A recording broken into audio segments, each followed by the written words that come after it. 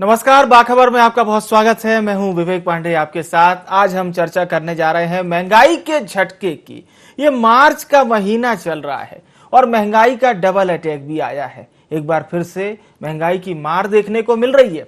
मार्च, जिसको अक्सर क्लोजिंग का महीना कहा जाता है, लेकिन क्लोजिंग होने से पहले ही इस तरह से लोगों को झटका लगेगा, ये किसी ने नहीं सोचा था। पेट्रोल डीजल के दाम तो बढ़े सो बढ़े, साथ ही साथ रसोई गैस के दामों में यानी कि 50 रुपए का उछाल देखने को मिला। 50 रुपए इसके रेट बढ़ गए। अभी तक जिस रेट से भी आप एलपीजी का सिलेंडर लेते थे, उसमें 50 रुपए को ऐड कर लीजिए। अब पेट्रोल डीजल है, घरेलू गैस है, साथ ही साथ रोजाना उपयोग होने वाला दूध भी, उसके भी रेट बढ़ चुके हैं। बीते दिनों अमूल ने अपने रेट बढ़ाए थे, तो अब सांची ने भी रेट बढ़ा दिए। कमोबेश महंगाई की मार हर ओर देखने को नजर आ रही है और जनता के जेब पर क्यों डाका जा रहा है, सरकार क्या कुछ कर रही है, ये वो सवाल हैं। इस पर हम चर्चा भी करेंगे। क्या कुछ महत्वपूर्ण कारण रहे, इस पर भी हम चर्चा करेंगे। चलिए हमारे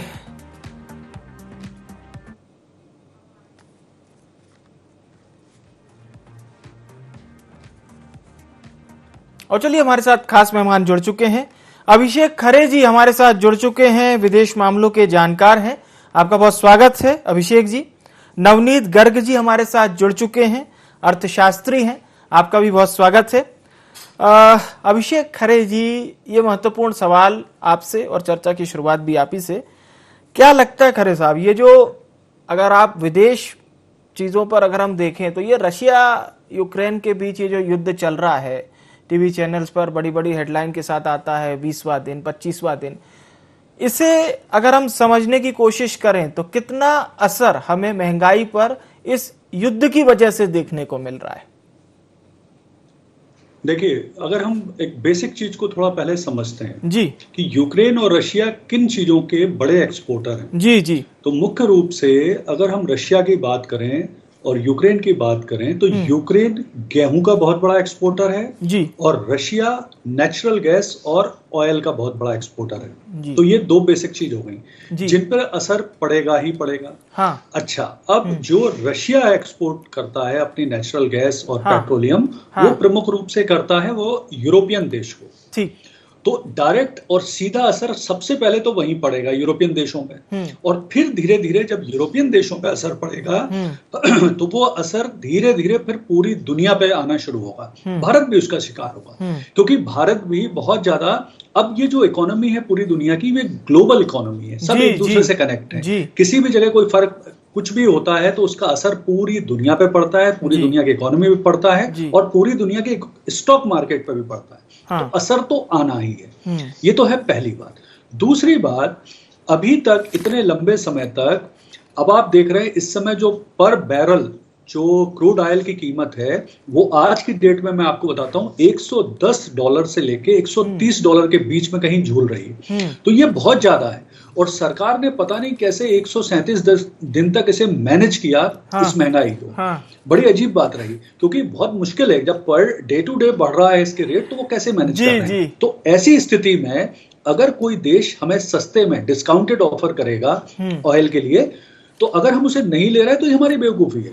भले ही उनका युद्ध चल रहा है यूक्रेन का और रशिया का, और रशिया इस समय पूरी दुनिया में विलेन बना हुआ है, लेकिन अंतरराष्ट्रीय राजनीति और कूटनीति के हिसाब से हर देश को सबसे पहले अपना हित देखना पड़ता है, अपना फायदा देखना पड़ता है, जो भारत भी देख रहा है। अगर भारत को $110 से $130 पर बैरल तेल खरीदना पड़ा क्रूड ऑयल, तो हमारे यहाँ तो महंगाई और पेट्रोलियम के दाम 120 और 130 पहुंच जाएंगे। तो अगर इस समय भारत रशिया से खरीद रहा है सस्ता क्रूड ऑयल, जिसके लिए उसके ऊपर क्वाड देशों का बहुत प्रेशर है कि मत खरीदें, बैन लगाएं, लेकिन तब भी भारत खरीद रहा है। और मुझे लगता है यही वो कुछ कारण है जिसकी वजह से हमारे अभी तक पेट्रोलियम के दाम थोड़े से कंट्रोल चल रहे हैं। बिल्कुल। यहाँ एक चीज और मैं बात कर दूं कि अभी तो अब दाम बढ़ना शुरू हुए हैं। देखिए, ये पहली शुरुआत है। अभी 80 पैसे से लेके और 2 रुपए के बीच में अलग अलग जगह दाम बढ़े हैं, लेकिन ये शुरुआत है। ये अब डे टू डे में बढ़ते जाएंगे, बढ़ती जाएगी, क्योंकि हमारे यहाँ बढ़ते ही जाएंगे। अब ये बढ़ेंगे अगले हफ्ते 10 दिन तक, ये डे टू डे 50 पैसे 1 रुपए बढ़ेगा ही बढ़ेगा। बिल्कुल। गर्ग साहब से हम समझ लेते हैं। गर्ग जी, जो सबसे महत्वपूर्ण बात है वो यही है कि आम जनता साधारण तौर पर पेट्रोल भरवाना, एलपीजी गैस खरीदना, ये सबकी पहुंच में है। इसके दाम बढ़ते हैं, सीधी सी बात है, जनता को पता तो चल जाता है साहब दाम बढ़ गए। इसके अलग अलग कारण भी होते हैं। भारतीय सिनेरियो में अगर अभी हम देखें तो जो बात खरे जी कह रहे थे वो बात तो सही है कि 2-2.5 माह तक आपने बिल्कुल नहीं छेड़ा। बिल्कुल नवंबर के बाद से आपने एक कहते हैं कांस्टेंट, हमें नहीं छेड़ना साहब, बिल्कुल कितना भी बढ़ जाए अंतर्राष्ट्रीय बाजार में प्रति बैरल हम नहीं छेड़ेंगे। लेकिन अब देखिए शुरुआत हो चुकी है। और क्या कुछ आपको लगता है और कितने साइड इफेक्ट आ सकते हैं इसके? देखिए, पेट्रोल और डीजल एक ऐसी कमोडिटी है, या रसोई गैस की हम बात करें, ये एक ऐसी एसेंशियल कमोडिटी है कि इसके बिना एक किसी भी व्यक्ति का जीवन की कल्पना नहीं की जा सकती। सारे ही लोगों को, आप हूं मैं हूं, पेट्रोल मुझे भरवाना ही है, रसोई गैस मुझे लेनी ही है। ये बिल्कुल एसेंशियल कमोडिटी है मेरे अपने जीवन यापन के लिए।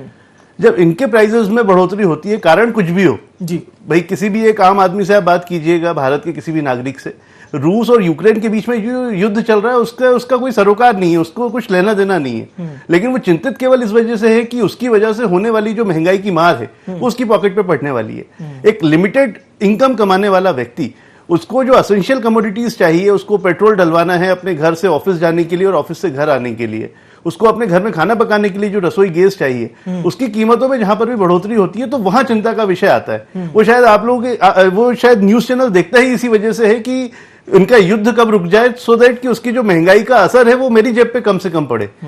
और दूसरी बात यह है कि ये एक ऐसी कमोडिटी है जिसका इम्पैक्ट बड़ा कास्केडिंग होकर के डिफरेंट कमोडिटीज पे पड़ता है। बिल्कुल, जब डीजल के प्राइसेस में इन्फ्लेशन आता है, जब डीजल के प्राइसेस बढ़ते हैं तो उससे डिफरेंट कमोडिटीज के प्राइसेस बढ़ते हैं, जो कि इनडायरेक्टली एक हाउस होल्ड को बियर करने होते हैं। उससे फलों के दाम बढ़ जाएंगे, उससे सब्जियों के दाम बढ़ जाएंगे, उससे जो राशन के भाव हैं वो बढ़ जाएंगे। तो अल्टीमेटली ये 2 कमोडिटीज ऐसी हैं कि इस पे होने वाले किसी भी परिवर्तन का असर सीधे सीधे किसी भी व्यक्ति की जेब पे पड़ता है।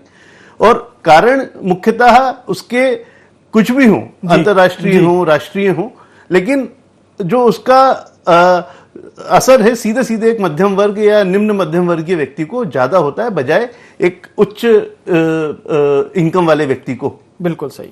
सुरेश शर्मा जी भी हमारे साथ जुड़ चुके हैं, वरिष्ठ पत्रकार हैं। सुरेश जी का भी बहुत स्वागत है। सुरेश जी, ऐसे कौन सी महत्वपूर्ण चीजें हो सकती हैं जिसे सरकार अगर अप्लाई करे तो ये जो शुरुआती हमें रुझान ही कहा जाएगा इसको, क्योंकि आज पहला रुझान आ गया, 88 पैसे से 90 पैसे के लगभग पेट्रोल डीजल बढ़ गए। कैसे सरकार इसको कम कर सकती है या इसी पर कांस्टेंट रोक सकती है? जी देखिए, 2 बातें हैं। जैसा मैं अन्य मित्रों को सुन रहा हूँ, उसके आधार पर ये बात है कि जो युद्ध के दुष्परिणाम होते हैं वो पूरे विश्व को भोगना पड़ते हैं जी, और वो दुष्परिणामों की शुरुआत जो है यहाँ हिंदुस्तान में भी दिखाई देने लगती है। लेकिन यदि दुष्परिणामों की संभावनाओं को देख करके मूल्य वृद्धि की जाती है तो इसके बारे में हमको मुझे लगता है कि बचना चाहिए कि इस प्रकार की जो मूल्य वृद्धि है उसको कैसे रोक सकते हैं। क्योंकि पहले ये होता था कि कंपनियां कुछ अपना घाटा बढ़ा लेती थी और आम जनता को राहत दे लेती थी। लेकिन जब से कंपनियों ने भाव तय करना शुरू किया है तो सरकार का नियंत्रण चाहे कम रह गया हो, लेकिन इसके बावजूद भी सरकार होती है, वो नियंत्रण कर सकती है, गाइडलाइन जारी कर सकती है कंपनियों को कि भाई आप थोड़ा बहुत घाटा बर्दाश्त करिए और आम उपभोक्ता के लिए। क्योंकि ये मानना पड़ेगा कि उपभोक्ता जो हमारा उपभोक्ता है वो कोरोना काल के बाद की सर्कमस्टांसेस में जी रहा है, उसके जो दुष्परिणाम है वो भी उसको झेल रहा है। क्योंकि सोर्स ऑफ इनकम तो कोरोना में अधिकांश लोगों के घट गए थे और आज मध्यम श्रेणी का व्यक्ति जो है वो राशन मुफ्त बंटना था वो भी नहीं ले पाता था। तो उसने उस समय अपनी कम तनख्वाह, आधी तनख्वाह या नौकरी छूटने के बावजूद भी अपनी आजीविका को चलाया है जी। और सरकार को दोषारोपण नहीं किया उसने कि, लेकिन इसके बाद जो है अब सरकार को ये जरूर सोचना चाहिए कि जब तक वो संभल नहीं पाए उसके ऊपर अतिरिक्त बोझ न डले। बिल्कुल। लेकिन ये बात मैं बार बार कह रहा हूँ, मुझे भी महसूस हो रहा है कि जो युद्ध के बाद की आड़ भी लेने जैसी स्थिति नहीं बनना चाहिए, इससे जरूर बचना चाहिए। बिल्कुल बिल्कुल सही कहा आपने। खरे साहब से एक बार फिर हम जुड़ते हैं। खरे जी, जो आपने बात कही सर, अगर हम उसे मध्य प्रदेश के परिप्रेक्ष्य में देखें तो आपने बताया यूक्रेन जो कि काफी मात्रा में गेहूं का एक्सपोर्ट करता है। अगर हम देश में देखें तो मध्य प्रदेश सबसे बड़ा एक्सपोर्ट करने वाला राज्य है। जितना हमारे पास गेहूं होता है, इवन 2021 में तो हमने रिकॉर्ड रचा, सबसे ज्यादा गेहूं मध्य प्रदेश ने इस देश में उपज के मामले में पंजाब को भी पीछे छोड़ दिया था। हालांकि वो रिपोर्ट ये तो कहती है कि ये किसानों को फायदा दिला देगी, लेकिन उससे आम जन का नुकसान होगा सर, क्योंकि आप 1900 रुपए का गेहूं 2200 से 2300 रुपए तो बेच देंगे, लेकिन और फायदा भी मिलेगा किसानों को, पर आम जन में एक महंगाई की चीज तो और बढ़ जाएगी। देखिए जी दिनेश, इसमें विवेक जी, इसमें मैं आपको एक चीज बताता हूं जी कि पहली बात तो यह है कि अंतर्राष्ट्रीय स्तर पर जो कीमत बढ़ती है उसमें तो सरकार का कोई रोकने में रोल है नहीं, सरकार कुछ नहीं कर सकती। ठीक है जी। लेकिन इस पूरी कहानी को अगर हम ध्यान से समझेंगे तो इसमें अगर हमारे यहाँ जितने भी लीटर मतलब आज की डेट में मिल रहा है पेट्रोल और डीजल, उसमें सबसे ज्यादा हिस्सा किसका है? तो आपको समझ में आएगा कि सेंट्रल एक्साइज और स्टेट वैट मिला के लगभग 50% हो जाता है। यानी 50% तो इन दोनों का ही टैक्स है। 50% इसके बाद वो परिवहन है, ऑयल रिफाइनरी का है, और इसके बाद डीलर्स का प्राइस वगैरह है जी। तो पिछली बार अगर आप याद करेंगे कि अभी दिवाली के पहले सरकार ने रेट कम किए थे, तो वो रेट कम इसलिए नहीं कर दिए थे कि अंतर्राष्ट्रीय मार्केट में कमी आई थी। वो रेट उन्होंने एक्चुअली में अपना सेंट्रल एक्साइज और वैट घटा के किए थे। तो सरकार को जब मैनेज करना पड़ता है तो वो इस तरह से मैनेज करते हैं, अपना वैट कम कर दिया, सेंट्रल एक्साइज कम कर दिया। उस समय चुनाव भी आने वाले थे तो इसलिए ये सब एक्सरसाइज जरूरी थी।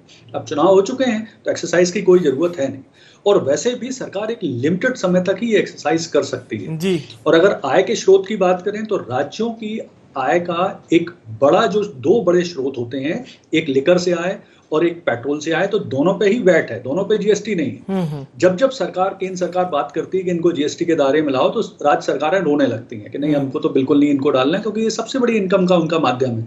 तो एक तो ये पार्ट हो गया। अब हम दूसरी बात करते हैं, जो आपने गेहूं की बात की।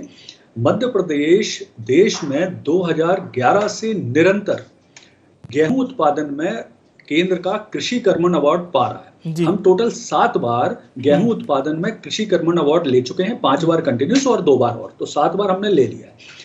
अब बेनिफिट कैसे होगा वो भी समझें। देखिए, यूक्रेन तो इस समय अपना एक्सपोर्ट कर नहीं पाएगा गेहूं का, तो उसमें फिर भारत निश्चित तौर पे इस समय नाइजीरिया, ईरान और बहुत सारे देश हैं जो यूक्रेन से गेहूं लेते थे, अब वो भारत की तरफ देख रहे हैं कि आप हमें गेहूं दीजिए। तो ये एक मौका है, ये अपॉर्चुनिटी है भारत के लिए कि हम बहुत ही व्यवस्थित ढंग से उस जो हमारा एक्स्ट्रा गेहूं है, जैसे मध्य प्रदेश एक बड़ा उत्पादक राज्य है, अगर हम बहुत बढ़िया तरीके से चैनलाइज कर पाए मध्य प्रदेश का गेहूं केंद्र के थ्रू विदेशों में, अगर हम सही ढंग से एक्सपोर्ट कर पाए, तो न सिर्फ किसानों को फायदा दिला पाएंगे, बल्कि जो ये कृषि को लाभ के धंधा बनाने की जो बातें लगातार होती हैं, वो वाकई रूप से मूर्त हो पाएंगे। बिल्कुल। दूसरा पार्ट यहाँ पे ये भी ध्यान रखना पड़ेगा, ऐसा ना हो कि हम एक्सपोर्ट के ज्यादा लालच में पड़ के हम अपने यहाँ का गेहूं महंगा कर लें। तो दोनों में बैलेंस रखना बहुत जरूरी है। यही तो एक अहम बात है ना, यही तो एक अहम बात है खरे जी। एक मैं आपको अगर उदाहरण बताऊं तो मान लीजिए किसी तहसील से खबर आई कि साहब 1800 रुपए का गेहूं है, चलिए बेचिए, और किसानों को ये पता चल गया कि गेहूं के दाम तो 2200 रुपए चल रहे हैं, 2100 चल रहे हैं, और वो बेचने को तैयार ही नहीं 1800 में। तो ये चीज का भी ध्यान रखना होगा। ठीक है, अब हम फिर से एक बार फिर से गर्ग जी से जुड़ते हैं। गर्ग जी, इसमें एक महत्वपूर्ण बात ये भी है कि क्या सरकार इस तरह से कोई नियम ला सकती है कि आपको जो चीजें इस देश से निर्यात करनी यानी बाहर भेजनी है उसका रेट अलग लगे, और जो इस देश में आपको बेचना है उसका रेट अलग लगे? क्या ऐसा हो सकता है? निश्चित तौर पर विवेक जी, इस तरीके के प्रावधान हमारे टैक्स कानूनों में हैं, चाहे कस्टम्स एक्ट ले लीजिए, चाहे जीएसटी ले लीजिए, या दूसरे कर कानूनों की अगर हम बात करें जी, तो उसमें टैक्स के माध्यम से सरकार इस तरीके के प्राइस को कंट्रोल करने की कोशिश करती है कि अगर एक्सपोर्ट होने वाली कमोडिटी है तो, या इंपोर्ट होने वाली कमोडिटीज हैं, तो उनके प्राइसेस वो टैक्स लगा करके या टैक्स में रिलैक्सेशन दे करके कंट्रोल कर सकती है। और जो हमारे डोमेस्टिक मार्केट में सामान बेचा जाता है उनके प्राइसेस अलग ढंग से रखे जा सकते हैं। तो बिल्कुल ये पूरे सरकार के नियंत्रण वाली बात है। सो निश्चित रूप से अगर सरकार चाहेगी और उसकी अगर पॉलिटिकल विल इस चीज को अलाउ करेगी तो डेफिनेटली ये जो प्राइजेस हैं इस पे कंट्रोल लाया जा सकता है। बिल्कुल बिल्कुल, यानी कि ऐसा भी किया जा सकता है, इसलिए ये सवाल हमने गर्ग जी से किया। एक बार फिर से सुरेश शर्मा जी का रुख करते हैं। सुरेश जी, अगर हम एक कूटनीति की बात करें सर, क्योंकि इसमें पॉलिटिकल एनालिसिस को समझना भी बहुत जरूरी है, तो क्या रशिया से जो हमारे रिलेशन है, और कहा यह जाता है कि जब हम रशिया की तरफ देखते हैं तो एक दोस्त वाला देश हमें दिखाई देता है, मित्र देश की सूची में हमारे है वो रशिया। तो ऐसा कुछ सरकार अगर कर सके कि चलिए साहब, इतने बड़े आप ईंधन के एक्सपोर्टर देश हैं और ये बोला जाता है कि रशिया अगर अपनी गैस देना बंद कर दे तो पूरे यूरोप के लोग ठंड में, बर्फ में, ठंड में रहेंगे सर। तो ऐसा कुछ हम कर सकते हैं कि रशिया से हम ईंधन को लें और उसका पैसा हमें कम देना पड़े, ऐसा कुछ? खबरें तो ऐसी आ ही रही हैं जी कि जो है पेट्रोलियम जो कच्चा माल है वो रूस से जो है खरीदने के लिए जहां प्रतिबंध लगा हुआ है, भारत जो है खरीद रहा है। और उससे अतिरिक्त लाभ भी हो सकता है भारत को। रूबल की बजाय भारत को रुपये में भुगतान करने की सुविधा भी मिल रही है। और इस समय रूस को इसकी आवश्यकता भी है और भारत को भी आवश्यकता है। दोनों देशों के बीच जैसा कि मित्रवत संबंध है, आपने कहा ऐसा स्थिति भी है। तो मुझे लगता है कि बहुत जल्दी ही ये परिस्थितियां बनने वाली हैं कि जो कच्चा माल है वो भारत में रूस की तरफ से आ सकता है। तो इसका एक लाभ मिलेगा और जो मूल्य वृद्धि की संभावना है, हो सकता है उसको रोकने में सुविधा होती है। पर मैं बार बार, जैसा पिछली बार भी कहा, मैं हमेशा एक बात कहता हूं कि सरकार में कोई भी बैठा हो और जो ये राजस्व प्राप्ति बढ़ाने वाला जो खेल होता है वो उसको चूकते नहीं है, मूल्य वृद्धि वाले खेल में चूकते नहीं है। क्योंकि जो हमारे अर्थशास्त्री हैं वो मूल्य वृद्धि को डेवलपमेंट से जोड़ देते हैं, तो इसके आड़ में जो है सब खेल खेल लिए जाते हैं। तो ये एक ऐसी परिस्थिति है जिस परिस्थिति जी बिल्कुल शर्मा जी ने जो बात कही, निश्चित तौर पे एक बार फिर से हम मैं कुछ यहाँ हाँ बोलिए अभिषेक जी, मैं आपके पास ही आ रहा था, बोलिए जी। विवेक जी, ये है कि रूस के यहाँ तो देखिए पर डे का उत्पादन हो रहा है और अमेरिका ने उस पर बैन लगाया हुआ है। तो रूस का तो अब प्रोटेक्शन है ही पर डे का, तो वो तो बंद करेंगे नहीं। तो उसने भारत को ऑफर किया कि आप हमसे डिस्काउंटेड रेट पर 25% तो मिनिमम डिस्काउंट वो दे ही रहे हैं और उससे आगे वो 40% तक भी डिस्काउंट दे सकते हैं। तो इस समय भारत तीव्र गति से उस तेल को खरीद सकता है और खरीदने का आरंभ हो भी गया है जी, जिससे भारत को बहुत फायदा होगा और इससे भारत में थोड़ी सी तेल की कीमतें बैलेंस भी रह सकती हैं। ये तो हुआ एक पार्ट। दूसरा पार्ट ये है, इसमें मैं अमेरिका की एक जो गलत नीति है वो उसको हाईलाइट करूंगा। अमेरिका ने क्या किया कि उसने जल्दीबाजी में रूस पे तो प्रतिबंध लगा दिया कि भैया आप तेल नहीं बेच सकते, लेकिन उसने ये व्यवस्था नहीं करी कि जो उसके नेटो अलाई हैं, जो उसके यूरोपियन दोस्त हैं, देश हैं, वो अल्टरनेट व्यवस्था अचानक से कहां से करेंगे? जो पूरी तरह से रूस पे आश्रित हैं, उनकी गैस पर, रूस की गैस पर, रूस के ऑयल पर, वो व्यवस्था कैसे करेंगे? तो इन्हें करना ये था कि पहले तो इनको ईरान के ऊपर जो ऑलरेडी इन्हें बैन लगाया है ऑयल सेल करने का, वो हटाना था। उसके बाद वेनेजुएला का जो ऑयल बैन लगाया हुआ है वो हटाना था। फिर उसके बाद इनको रशिया पे बैन लगाना था। तो इनके नेटो अलाई और इनके यूरोपियन जो देश हैं, मित्र देश हैं, वो इनकी बात मानते। अभी तो अब इनकी कोई बात ही नहीं मान रहा है। लगातार यूरोप के जो देश हैं, पोलैंड देख लीजिए, बुल्गारिया देख लीजिए, जर्मनी देख लीजिए, लगभग सभी देश ले रहे हैं, कंटिन्यूस ले रहे हैं रूस से, इनके बैन के बावजूद। तो फिर भारत से क्यों उम्मीद कर रहे हैं कि आप बैन को फॉलो करो? और दूसरी चीज है कि हम ले कितना रहे थे? अभी हम रशिया से केवल 2% ही लेते हैं अपनी टोटल आवश्यकता का। 60% तो हम गल्फ कंट्री से लेते हैं अपना टोटल आवश्यकता का जो ऑयल है। तो हम उसे, ये एक मौका है जिसे हम तेज गति से बढ़ा सकते हैं। दूसरा, रशिया हमको बेनिफिट भी दे रहा है कि आप हमें रुपीज में पे कर दो, आप बार्टर कर लो, हमारे साथ बार्टर कर लो, कोई सामान के साथ लेन देन कर लो। सेम हमको ऑफर अब ईरान दे रहा है। तो मुझे लगता है कि इस समय हमें तो ये बेनिफिट उठाना ही चाहिए। इसमें एक चीज जरूर पूछना चाहूंगा खरे जी आपसे कि मान लीजिए अगर हम ये जो यूएसडी वाली चीज में नहीं पड़ते हैं, प्रति बैरल जो आता है, और हम रुपए के हिसाब से ही उसको लेते हैं, तो इससे हमारा फायदा कितना होगा? मतलब देश का फायदा कितना होगा? बहुत बड़ा फायदा होगा। देखिए, सबसे बड़ी चीज है कि हमारा जो फॉरेक्स है, यानी हमारा जो फॉरेन रिजर्व है, उसका बहुत बड़ी मात्रा तो हम केवल पेट्रोलियम पदार्थ के भुगतान में ही देते हैं, तो वही बच जाएगा। तो हमारा फॉरेक्स रिजर्व सेव होगा, तो हमारे निश्चित तौर पे हमारी मुद्रा भी मजबूत होगी। ये पहला बेनिफिट। दूसरा बेनिफिट डिस्काउंटेड रेट पे है। तो डिस्काउंटेड रेट पे अगर हमें कोई चीज मिल रही है तो हमें ज्यादा से ज्यादा लेके हमारा जो स्ट्रेटेजिक ऑयल रिजर्व है उसे फिल कर लेना चाहिए इस समय। तो ये दूसरा बेनिफिट है।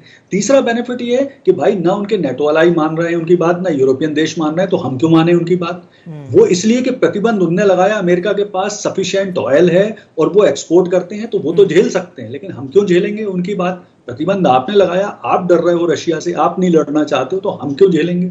तो कहानी इस समय यही है कि हमें तो इस स्थिति का फायदा उठाना ही चाहिए। अल्टीमेटली हर देश को अपने देश के हित के बारे में ही सोचना चाहिए। संगठन, कोई भी संगठन हो, कोई भी ग्रुप हो, कोई भी इंटरनेशनल पॉलिसी हो, वो सेकेंडरी है, देश का हित पहले है। तो अगर हम अपना हित देख रहे हैं तो इस समय भारत सरकार बिल्कुल सही कर रही है, और मुझे लगता है कि आने वाले समय में हमें ईरान से भी लेना चाहिए। जी बिल्कुल बिल्कुल, काफी अच्छे से आपने बताया। नवनीत जी का रुख करते हैं। नवनीत जी, अब अभिषेक जी की बात को ही हम आगे बढ़ाते हैं। मान लीजिए भारत ने रशिया से ऐसा कोई करार किया, मान लीजिए आगे ऐसा होता है तो, और हमें ये जो ईंधन है ये रुपए में मिलना चालू हो जाता है। अभी तक हम यूएसडी में खरीद रहे थे, हम ईरान पहुंचे, ईरान से भी हमने उनकी मुद्रा को अपने ही रुपए में बदला।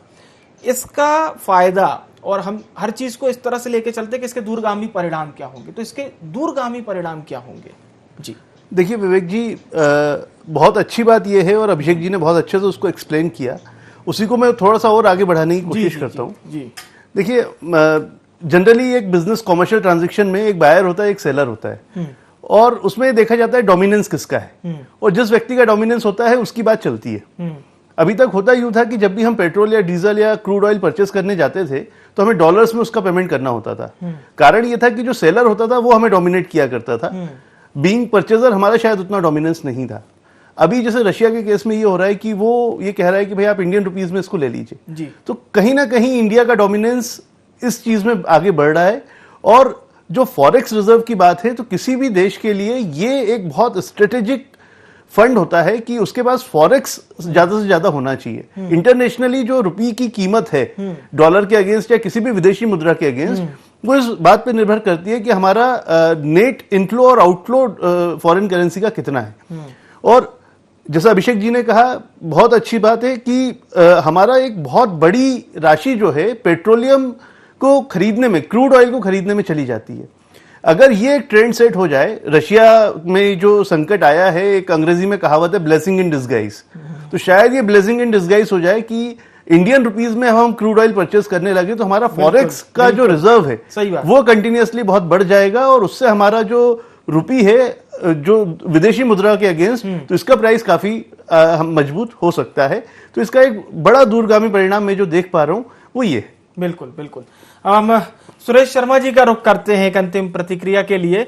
सुरेश जी, जो बात हमारे दोनों सम्मानित मेहमानों ने कही, खासतौर से अभिषेक जी ने और नवनीत जी ने जो एक अहम पॉइंट पर बात कही है कि यदि ये यूएसडी वाला अगर हम चीज छोड़ दें, डॉलर से खरीदना छोड़ दें और अपने रुपयों पर ही बात आ जाए, और चूंकि ऐसे देश के लिए हम बात कर रहे हैं जिससे हम रक्षा क्षेत्र में सबसे ज्यादा अनुसंधान या सबसे ज्यादा शस्त्र अगर हम किसी देश से खरीदते हैं तो वो रशिया है। जी सुरेश जी,